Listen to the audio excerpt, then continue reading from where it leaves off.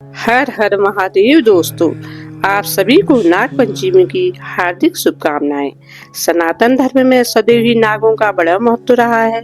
नाग देवता पर दूध चढ़ाना, नागों की पूजा करना भक्तों के लिए सदैव ही फलदायी रहा है। आप सभी भक्तों को जीवन में एक न एक बार यह जानने की जरूर इच्छा रही होगी कि आखिर नाग पंचमी क्यों मनाई जाती है और नाग देवता पर दूध का अभिषेक क्यों किया जाता है। तो आज इस वीडियो के माध्यम से मैं आपको नाग पंचमी मनाने का कारण, इसकी पौराणिक कथा के बारे में बताऊंगी। महाभारत का युद्ध समाप्त हो चुका था तथा उस समय गद्दी पर विराजमान थे अर्जुन के पोते परीक्षित। वे एक कुशल दयावान राजा थे जो अपनी प्रजा का ख्याल रखते थे। उनके राज्य में कोई भी व्यक्ति भूखा नहीं रहता था। उनकी ख्याति आसपास के राज्यों में भी बहुत प्रसिद्ध थी। एक दिन राजा परीक्षित शिकार पर निकले हुए थे। वे अपने घोड़े पर सवार थे। तेज गर्मी होने के कारण वे प्यास से व्याकुल थे और पानी की खोज कर रहे थे। तभी उनकी नजर एक ऋषि पर पड़ी जो जंगल में अपनी साधना कर रहे थे। वे ऋषि और कोई नहीं बल्कि ऋषि शमी थे। राजा परीक्षित ऋषि शमी के पास जाकर उन्हें पुकारने लगे, लेकिन ऋषि अपनी साधना में व्यस्त थे।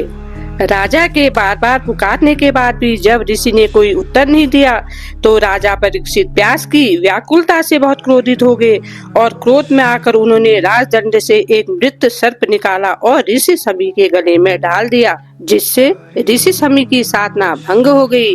ये क्षणिक भर का क्रोध राजा के जीवन को तहस नहस करने वाला था।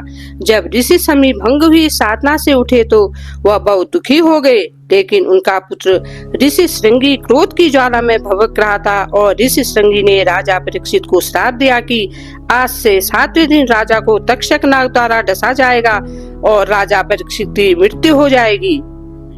जब यह श्राप की बात राजा परीक्षित तक पहुंची तो वह पश्चाताप और ग्लानि की भावना से ऋषि शमी के पास पहुंचे और उनसे क्षमा याचना मांगी, लेकिन ऋषि श्रृंगी के श्राप का कोई तोड़ नहीं था।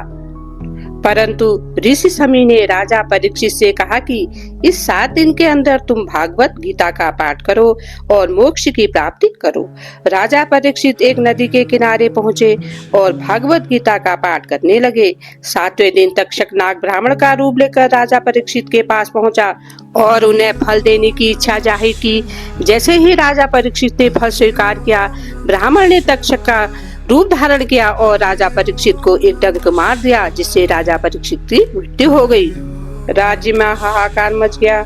गद्दी पर परीक्षित का पुत्र जन्मेजय बैठा, जो कि तक्षक नाग के प्रति बदले की भावना से चल रहा था और उसने संसार के सारे सर्पों को मारने का निर्णय किया, जिसके लिए उसने सर्प सत्र यज्ञ करना शुरू किया। जब यज्ञ शुरू हुआ, आहुति के बाद सर्प एक एक करके हवन कुंड में गिरने लगे। भयभीत तक्षक नाग इंद्रदेव के सिंहासन के पीछे छिप गया। जैसे ही तक्षक नाम लेकर आहुति शुरू हुई तो नागों की रक्षा के लिए ऋषि आस्तिक ने यज्ञ को रोक दिया। तक्षक और सभी सर्पों को अग्नि की गर्मी से बचाने के लिए ऋषि ने उसमें कच्चा दूध डाल दिया, जिससे तक्षक और नागों का वंश बच गया। यह कहा जाता है कि तभी से नाग पंचमी मनाई जाती है और नाग देवताओं में दूध चढ़ाने की परंपरा शुरू हुई। हिंदू धर्म में नागों का विशेष स्थान माना जाता है। भगवान शिव के गले में वासुकी नाग है और विष्णु भगवान शेष नाग पर विराजमान है और भगवान शिव की पुत्री मनसा देवी को भी नागों की देवी माना जाता है। कृष्ण भगवान ने भी कालिया नाग को का दमन कर उसे जीवन दान दिया था। नाग पंचमी का व्रत भी पूरी श्रद्धा से किया जाता है और पूरी श्रद्धा के साथ नाग देवता की पूजा की जाती है। नाग देवता को दुर्वा, फूल, दूध चढ़ाकर नाग देवता को प्रसन्न किया जाता है।